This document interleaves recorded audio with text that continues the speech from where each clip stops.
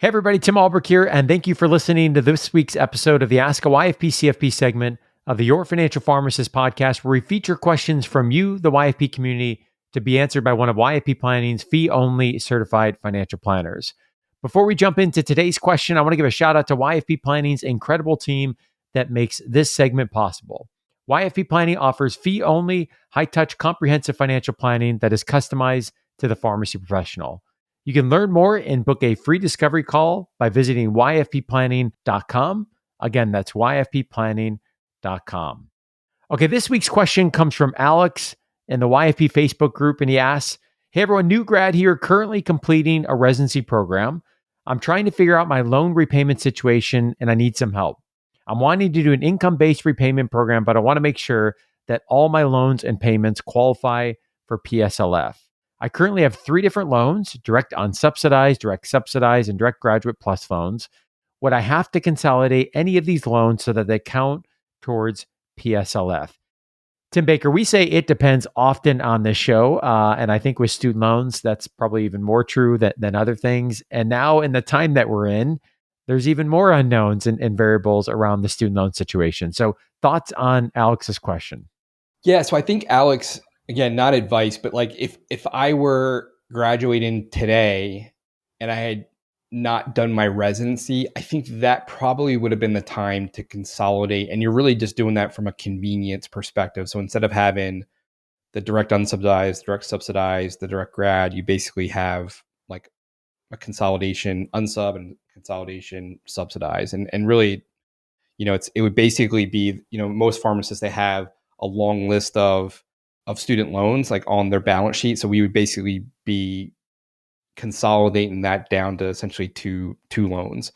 And back in the day, you would do that really to get out of like the FFEL loans, the FEL loans, which were not eligible for PSLF, to get them into the direct program, which are, or because it's just more convenient to look at them as like one, because you're not really changing. It's just an average weighted interest rate of what you have. So it doesn't really change the economics. It's just to kind of solve the square peg FEL loans to the round hole direct loans.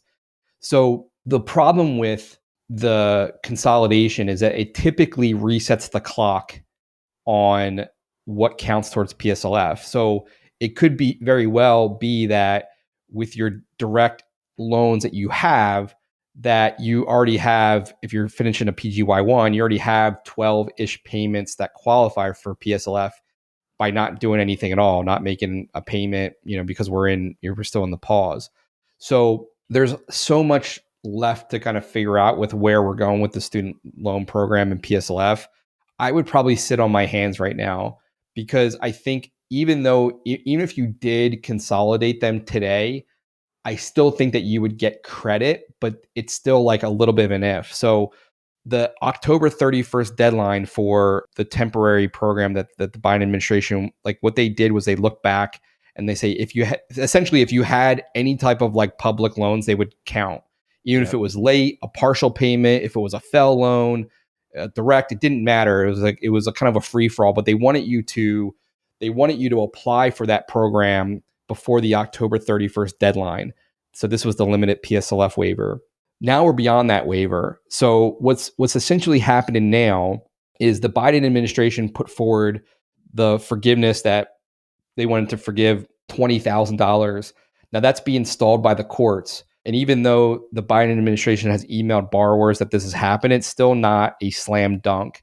The mindset out there now, or the temperature, is that the forgiveness could fall through, but the pause could be extended. And I think what the other thing that they're looking to do is create a new income-driven plan that is more generous to the buyer, which means like a lower monthly amount based on income. And that's also subsidized, similar to like the repay payment plan, that the interest that is accruing in the unsubsidized loans is actually, more generous in terms of the subsidy. So that's also to be determined. But the other thing they want to do is that limited waiver, they kind of want to extend those as like permanent changes.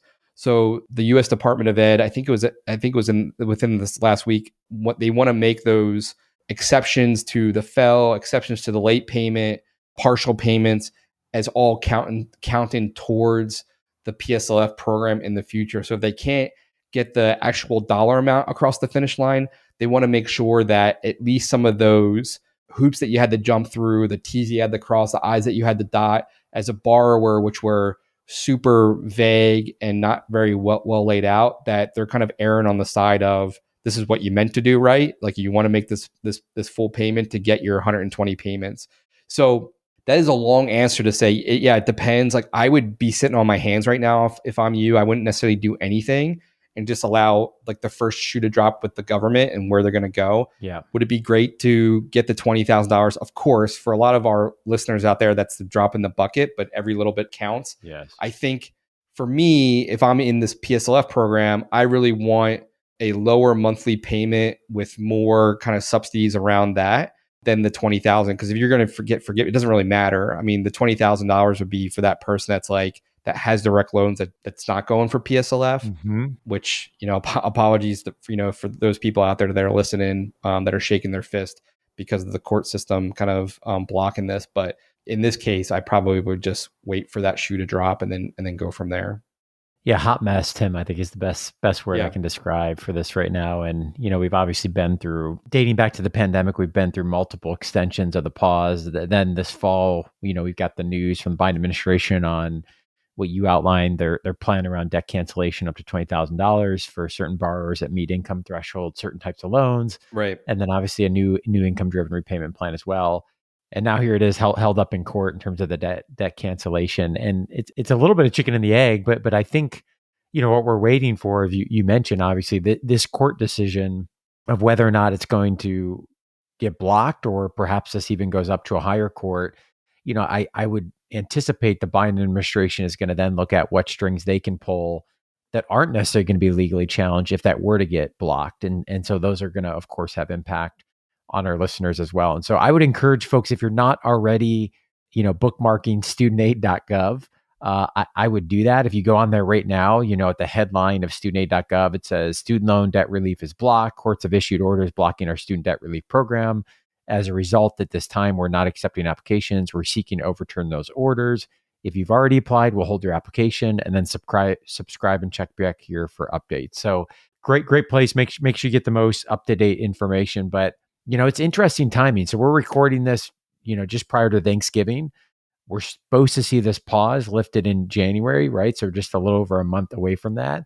And depending on how fast this does or does not move the courts, obviously that's going to have implications on perhaps what happens with the pause. So I don't know, Tim, it just feels like there's a lot of moving pieces right now.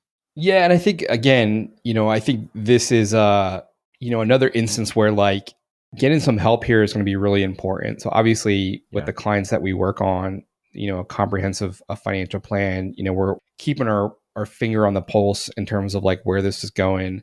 Again, a lot of advisors don't necessarily advise on student loans. So, that kind of makes us different. But I think even doing a one-time student loan analysis as kind of the chips fall here to kind of be able to react to what's going on. It's such a big decision. And, the strategy, if you have $160,000 and if you look at the different payment strategies in front of you, the delta between one strategy in terms of dollars of total amount paid and monthly amounts, the dollars between the most generous to like, hey, you're going to be paying 360,000 on 106, like it's the delta is huge. So when we're talking about, comprehensive financial planning and building wealth and growing your net worth, this is a major thing that you really have to be educated on and make good decisions. And the goalposts are shifting here. So it makes that even harder, I think, to kind of figure out what's the best route to do. And this is a question that I think highlights that point. So, obviously we're biased, but I think get help, get a student loan analysis, work with a financial planner that focuses on these things because, it's that important to your overall financial, health and well-being. Yeah, to Tim's point, for folks that want to learn more about the YFP student loan analysis, you can go to yourfinancialpharmacist.com/SLA. We'll link to that in the show notes. Again, yourfinancialpharmacist.com/SLA.